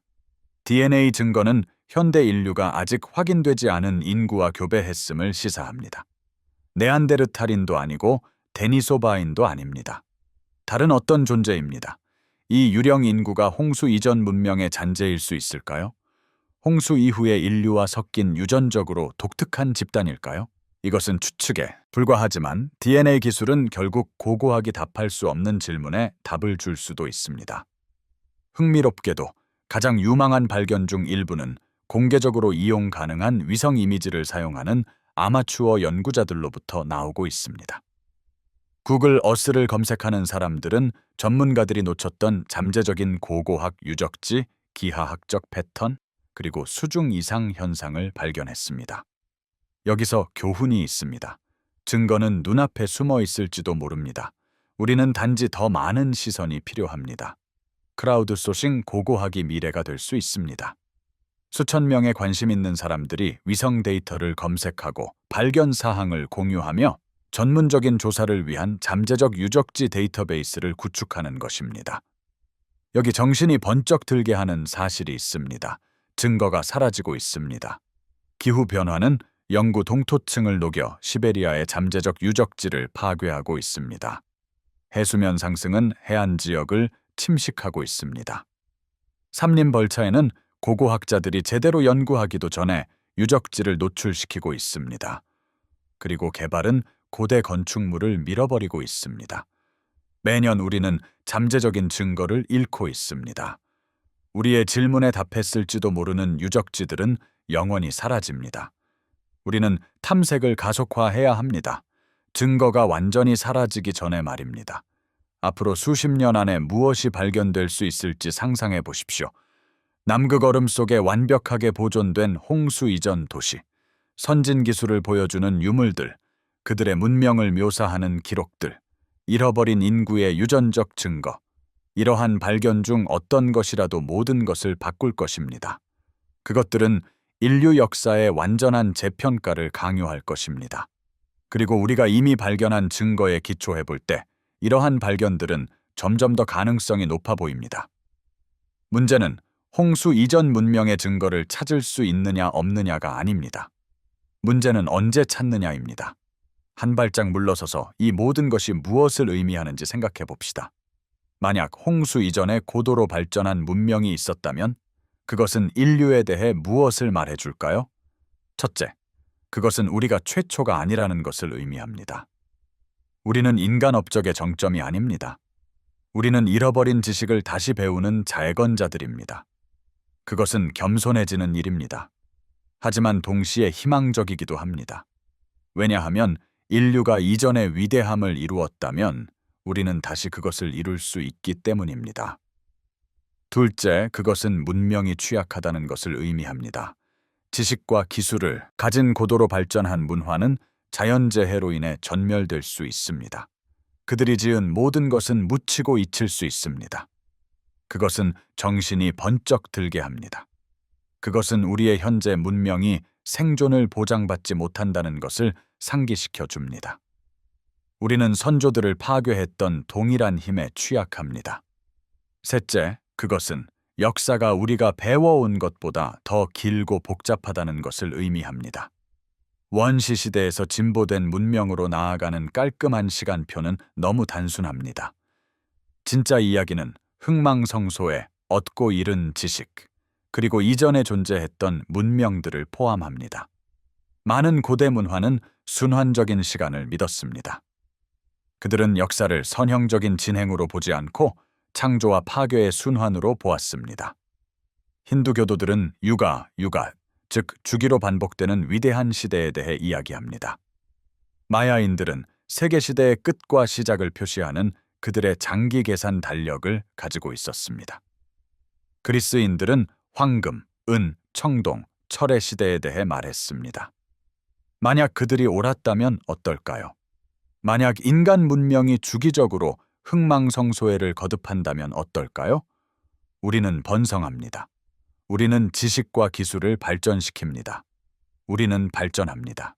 그러다 대재앙이 닥칩니다. 홍수, 기후변화, 전쟁, 역병, 문명은 붕괴합니다. 생존자들은 옛 지식의 단편들을 가지고 다시 시작합니다. 그리고 주기는 계속됩니다. 만약 그것이 사실이라면 우리는 훨씬 더 긴 이야기의 한 장에 불과합니다. 우리는 이전 주기의 폐허 위에 세워진 현재의 주기이며 언젠가 미래 세대는 우리의 폐허 위에 세울 것입니다. 홍수 신화는 단지 역사가 아닙니다. 그것은 경고입니다. 홍수 이야기를 보존한 모든 문화는 그들의 후손에게 중요한 것을 말하려 했습니다. 잘했습니다. 이것은 이전에 일어났고 다시 일어날 수 있다는 것을 말입니다. 자연은 인간 문명보다 더 강력합니다. 기후는 파국적으로 변할 수 있습니다. 재난은 경고 없이 닥칠 수 있습니다. 우리가 짓는 모든 것은 파괴될 수 있습니다. 우리는 그 경고에 귀 기울여야 합니다. 우리가 인정하고 싶어 하는 것보다 더 취약하기 때문입니다. 우리의 현재 문명은 복잡한 시스템에 의존합니다. 글로벌 공급망, 전자 인프라, 기후 안정성. 만약 그 시스템들이 실패한다면 우리는 얼마나 빨리 붕괴할까요? 얼마나 많은 지식이 사라질까요? 어쩌면 홍수 이전 문명도 같은 취약점을 가지고 있었을 것입니다. 어쩌면 그들은 물이 닥치기 전까지 자신들이 무적이라고 생각했을지도 모릅니다. 이 이야기의 가장 슬픈 측면 중 하나는 사라진 지식입니다. 홍수 이전 문명이 알았던 것 중 우리가 재발견해야 했거나 아직 재발견하지 못한 것이 무엇일지 상상해 보십시오. 수학적 원리, 천문학적 지식, 공학 기술. 어쩌면 우리가 여전히 씨름하고 있는 에너지, 의식 또는 물리학에 대한 이해. 그 지식은 홍수로 인해 소멸되었습니다. 그리고 우리는 지난 12,000년 동안 그것의 단편들을 서서히 고통스럽게 재건해 왔습니다. 만약 우리가 그들의 완전한 지식에 접근할 수 있다면 무엇을 이룰 수 있을까요? 인류의 진보는 얼마나 더 빨라질까요? 우리는 아마 결코 알지 못할 것입니다. 하지만 그것은 우리에게 지식을 소중히 여기고 보존하도록 상기시켜 줍니다. 그것을 신중하게 전수하도록 말입니다. 왜냐하면 일단 잃어버리면 회복하는 데 수천 년이 걸릴 수도 있기 때문입니다. 홍수 이야기에 대한 아름다운 점이 있습니다. 그것은 보편적입니다. 모든 문화가 그것을 기억합니다. 모든 민족 집단이 그 이야기의 어떤 버전을 가지고 있습니다. 그것은 우리의 차이점에도 불구하고 수천 년간의 개별적인 발전에도 불구하고 우리가 공통된 기억을 공유한다는 것을 의미합니다. 공통된 유산을 말입니다. 우리는 모두 생존자들의 후손입니다. 우리는 모두 신화와 전통 속에 잃어버린 세계의 단편들을 가지고 있습니다. 그것은 우리를 통합해야 합니다. 우리는 별개의 역사를 가진 별개의 문명이 아닙니다. 우리는 함께 기억하는 하나의 인류 가족입니다. 궁극적으로 이 이야기는 진실을 찾는 것에 관한 것입니다. 단순히 공식적이라는 이유로 공식적인 서사를 받아들이지 않는 것에 관해서 불편한 결론으로 이어진다 하더라도 증거를 따르는 것에 관해서입니다. 인류 역사의 주류 시간표는 틀릴 수도 있습니다. 음모 때문이 아니라 우리가 여전히 증거를 발견하고 우리의 가정을 재평가하고 있기 때문입니다. 좋은 과학은 새로운 증거에 대한 개방성을 요구합니다. 이론을 수정하려는 의지, 확립된 패러다임에 도전하는 용기, 홍수 이전 문명 이론은 우리가 배워온 모든 것에 도전합니다. 그리고 그것은 사람들을 불편하게 만듭니다. 하지만 불편함이 증거를 거부할 이유는 아닙니다. 우리는 진실을 찾는 사람이 되어야 합니다. 증거가 이끄는 곳이 어디든 우리는 그곳으로 가야 합니다. 그렇다면 이 정보를 가지고 무엇을 할 수 있을까요? 어떻게 대응해야 할까요? 첫째, 호기심을 유지하십시오. 계속 질문하십시오. 계속 증거를 살펴보십시오. 복잡한 질문에 대한 간단한 답을 받아들이지 마십시오. 둘째, 직접 조사하십시오. 고고학 유적지를 살펴보십시오. 연구를 읽으십시오. 지질학적 증거를 검토하십시오. 자신만의 결론을 내리십시오. 셋째, 열린 마음을 가지십시오. 홍수 이전 문명 이론은 옳을 수도 있습니다. 틀릴 수도 있습니다. 부분적으로만 맞을 수도 있습니다. 우리는 아직 모릅니다. 그리고 불확실성을 편안하게 받아들이는 것이 중요합니다. 넷째, 대화를 공유하십시오. 이 아이디어들에 대해 이야기하십시오. 토론하십시오. 더 많은 사람들을 진실 탐색에 참여시키십시오. 그리고 마지막으로 새로운 발견에 주목하십시오. 매년 새로운 증거가 나타납니다. 새로운 기술은 새로운 유적지를 드러냅니다.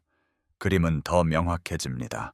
우리는 흥미진진한 시대에 살고 있습니다. 이 고대 질문들에 마침내 답할 도구들이 존재합니다. 증거는 저 밖에 있습니다. 우리는 단지 그것을 찾아야 합니다. 우리는 이 여정을 하나의 질문으로 시작했습니다. 만약 당신이 인류 역사에 대해 배운 모든 것이 틀렸다면 어떨까요? 이제 홍수 신화, 지질학적 증거, 불가능한 기념물, 수중 도시, 그리고 잃어버린 지식을 검토한 후 당신은 그 질문에 스스로 답해야 합니다. 홍수 이전에 고도로 발전한 문명이 있었을까요? 파괴적인 홍수가 우리가 잊어버린 세계를 파괴했을까요? 증거는 그렇다고 시사합니다. 증거는 아니지만 설득력 있는 증거입니다. 당신을 궁금하게 만들기에 충분합니다. 공식적인 시간표에 의문을 제기하게 만들기에 충분합니다. 하지만 더 큰 질문은 남아 있습니다. 우리가 이 문명을 한 번 잊었다면 우리가 잊히는 것을 무엇이 막을 수 있을까요? 우리 세계는 그들의 세계만큼이나 취약합니다. 우리의 지식은 상실에 똑같이 취약합니다. 우리 문명도 그만큼 완전히 붕괴될 수 있습니다. 홍수 신화는 우리에게 경고하고 있습니다. 문명은 일시적입니다. 지식은 소중합니다. 그리고 자연은 우리가 상상하는 것보다 더 강력합니다. 그래서 어쩌면 진정한 교훈은 홍수 이전 문명이 존재했다는 것을 증명하는 것이 아닐지도 모릅니다. 어쩌면 우리가 그들과 그리 다르지 않다는 것을 인식하는 것에 관한 것일지도 모릅니다. 우리는 건설합니다. 우리는 배웁니다. 우리는 발전합니다. 그리고 우리는 재앙이 닥쳤을 때 누군가가 기억해 주기를 바랍니다. 누군가가 지식을 보존해 주기를 바랍니다. 누군가가 이야기를 전해 주기를 바랍니다. 마치 우리가 지금 그들의 이야기를 전하고 있는 것처럼 말입니다. 대홍수는 일어났습니다. 증거는 압도적입니다. 문제는 그것이 무엇을 파괴했느냐입니다. 그것은 단지 흩어져 있던 원시 부족들이었을까요? 아니면 더 위대한 어떤 것이었을까요? 우리가 켈비 1000년 동안 재건하려고 노력해온 어떤 것이었을까요? 답은 저 밖에 있습니다. 바다 밑에, 얼음 아래에, 퇴적물 속에 묻혀 있습니다. 고대 문서에 암호화되어 있습니다. 그리고 매일 우리는 그것을 찾는데 더 가까워지고 있습니다. 계속 찾으십시오. 계속 질문하십시오. 마음을 열어두십시오. 인류 역사상 가장 위대한 발견이 바로 코앞에 있을지도 모르기 때문입니다.